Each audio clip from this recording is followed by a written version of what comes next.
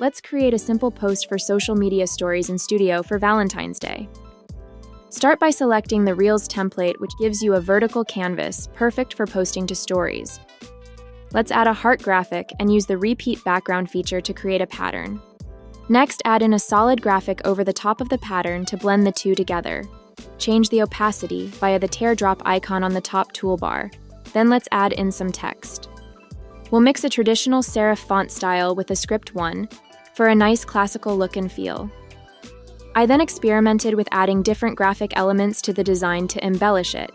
You can use these on your personal social media accounts, or why not add your branding or links to your online store for promotional purposes.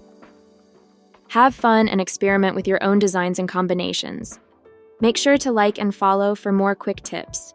Studio, go beyond ordinary.